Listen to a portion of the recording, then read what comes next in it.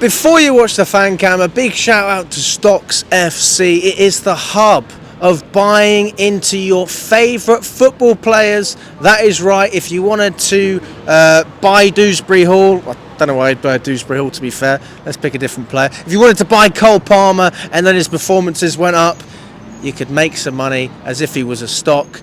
Check out Stocks FC. There's a QR code on screen as well as a link in the description. Check it out. There's a website. And let me know how you get on, guys.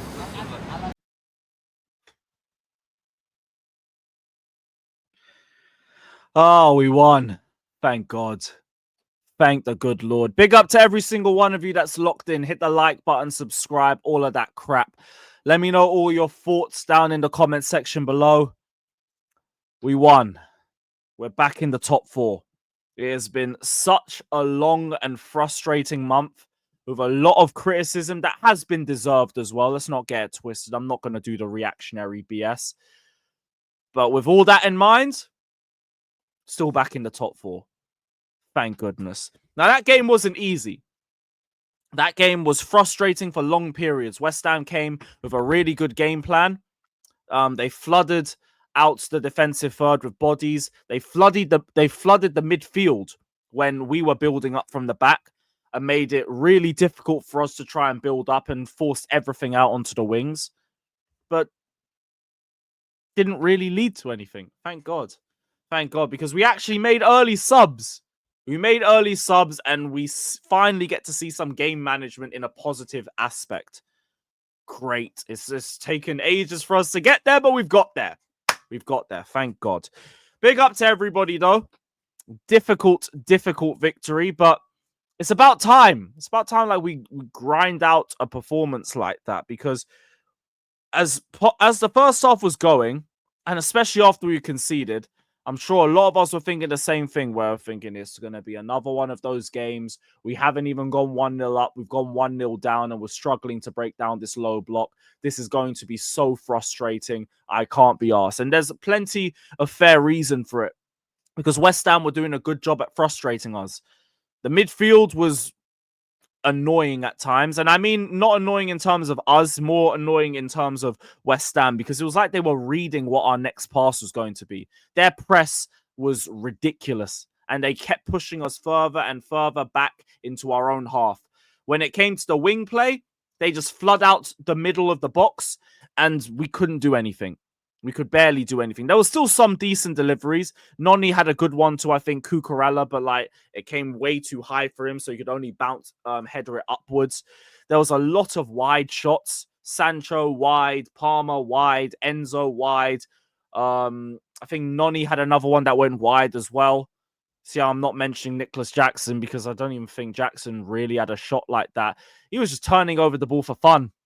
And then he pulled up with an injury after like 25 minutes and he got even worse. At that point, we probably should have taken him off.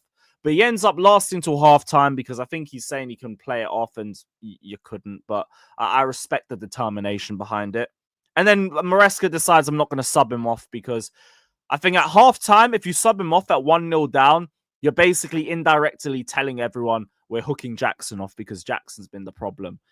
It wasn't necessarily all him. So you send him out for the second half, you give him 5 minutes or so, first passage of play, hook him back off and get Marc Guiu on. I understand that. That's fine. Now, again, first half, very frustrating, and Levi Colwill didn't help because that brother was shaky all game. And it's only just capped off by that terrible pass for Jared Bowen's goal. We know if we're going to concede, it's always going to come down to ourselves. It's never going to come down to anything else except us being stupid and us having bozo moments. But that has got nothing to do with the structure. That goal has got nothing to do with the way that we were playing. It's just Colwill being an idiot. You've seen Disasi make the exact same howler leading to a goal, and you decide to go and do the same thing. You're an idiot. What's wrong with you? How are you doing that? Like, hoof it out into East Upper or something. I don't care. Rather you do that than, like, give away a goal. So dumb. So dumb. But the right game management helped us.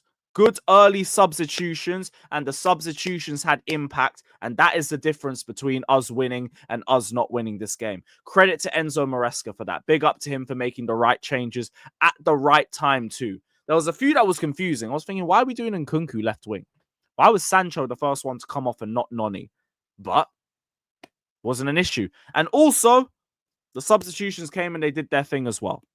Neto came on and was like a man possessed. Completely changed the aspect of our play on the right-hand side. Marc Guiu came on and suddenly we had movement in the box. Suddenly we had some presence in the box, which meant that now the West Ham defenders had more to deal with. You look at that equalizing goal, a lot of it is due to Marc Guiu and his presence occupying two of those West Ham defenders. Now we have a bit more space on the right. The ball's pinballing around. Neto gets on the end of it. There's your equalizer. Nkunku left wing wasn't a problem.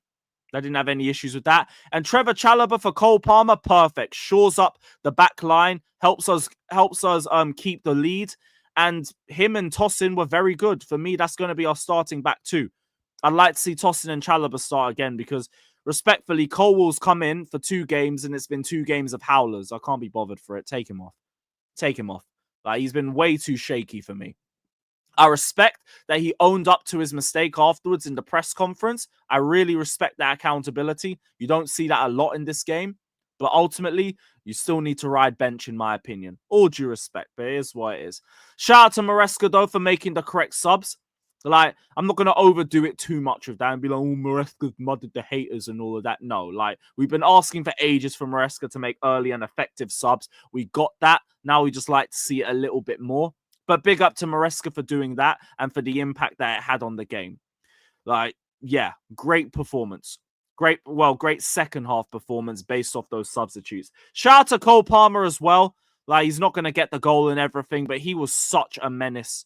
And, like, there was times where he was the only one showing any sort of, like, intent to go for goal. Where everyone was just slowing down and just slowing down the ball and not really trying to do anything. He was the one who's getting the ball and thinking, do I have space? No, I have a shot. I have a shot. No one else is going to do it. You could tell by the second half he was getting more and more frustrated because he was the one starting to take the initiative himself. First half, he was trying to be a bit more creative. And he had some good moments in isolation, good moments in 1v1 against a few of the West Ham players and some nice link-up play, but it didn't lead to anything because no one could get a shot on target. But shout out to Palmer. Good performance from him. Neto and Noni and Sancho, I didn't think were that effective. Enzo and Caicedo, look how good they are when they get some rest. And this is why we need that midfield depth.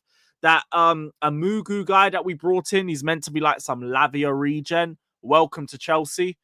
I don't know if you're ready for us yet, but we need bodies for the Conference League. So come through. You might be good. You might be good. I'm never going to be anti anybody from minute 1. So, yeah, welcome to the club, mate. But Caicedo and Enzo, sensational. Enzo looks so different out of possession now compared to what he was a few months ago. His development and his improvement this season has been massive. Massive. And like I don't know what's been the cause of it. Maybe he needed the hoe phase.